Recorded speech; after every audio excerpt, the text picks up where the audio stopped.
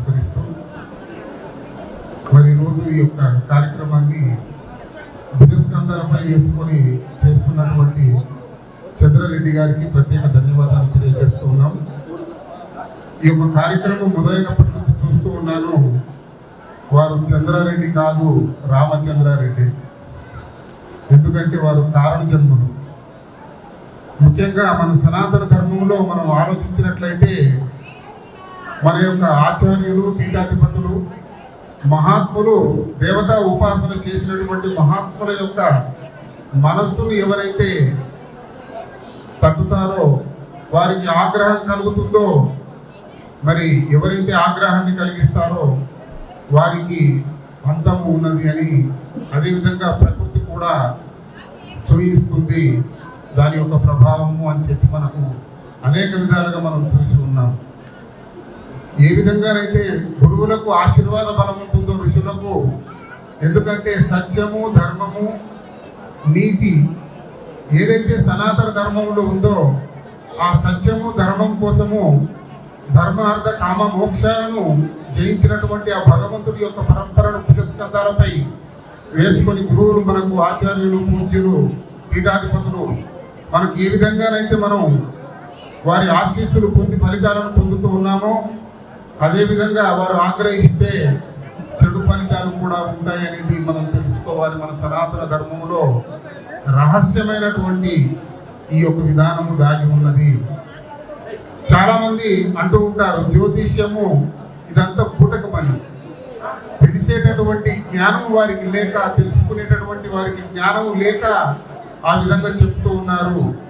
నక్షత్రాలు ఉన్నాయి, జ్యోతిష్యము ఉంది, వాస్తు ఉన్నది, అన్నీ ఉన్నాయి.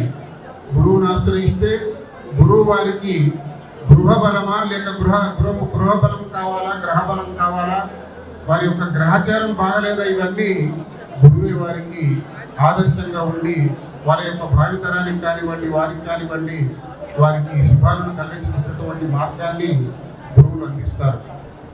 కాబట్టి మనం చూస్తూ ఉన్నాం, ఈరోజు ప్రతి ఒక్కరూ దేవస్థానాలకు పరిగెడుతూ ఉన్నారు, కానీ గురువుల యొక్క ఆశ్రమాలకు ఎవరు వెళ్ళట్లేదు. దైవ దర్శనాలు చేస్తూ ఉన్నారు స్పీడ్గా, కానీ ఆశ్రమాలకు వెళ్ళి గురువు యొక్క పాదస్పర్శను ఎవరు గ్రహించట్లేదు. మన పిల్లలకు కూడా మనం గురువుల యొక్క దర్శనానికి మనం తీసుకెళ్లేటటువంటి సందర్భం లేకుండా పోయింది. ఎందుకంటే మన పిల్లలు ఎక్కడెక్కడో కాలేజీలలో చదువుతూ ఉన్నారు. మరి వారు వచ్చినప్పుడు ఆ వారం రోజులు కానివ్వండి, కొంచెం సమయం దొరికితే వారికి మనం సమయాన్ని వదిలేస్తున్నాం తప్ప వారికి ఏమన్నా సనాతన ధర్మం గురించి కానివ్వండి, మన యొక్క ఆశ్రమ ధర్మాలు, మన యొక్క మానవ జన్మకు సార్థకత కలిగించేటటువంటి ఆత్మజ్ఞానాన్ని బోధించినటువంటి గురువుల చెంతకు, గురు పీఠాలకు మనం తీసుకెళ్ళట్లేదు.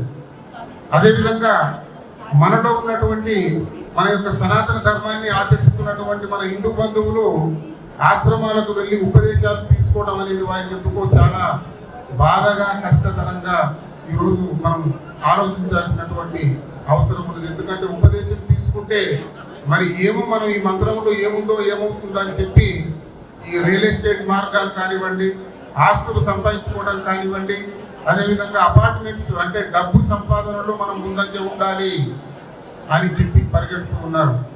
పిల్లలు కూడా అదేవిధంగా యుక్త వయసు వచ్చిన తర్వాత వివాహం చేసుకోకుండా లక్షలు గడించి, కోట్లు గడించిన తర్వాతనే సంతానాన్ని కనాలి అని చెప్పి వాయిదాలు వేసుకుంటూ ఉన్నారు. ఇది ఎంతవరకు? ఎందుకంటే మన ఇల్లు రేపటికి మనది నీది కాదు అని చెప్పి ఎవరైనా వస్తే మనం ఏం చేస్తామో అంటే ప్రాక్టికల్గా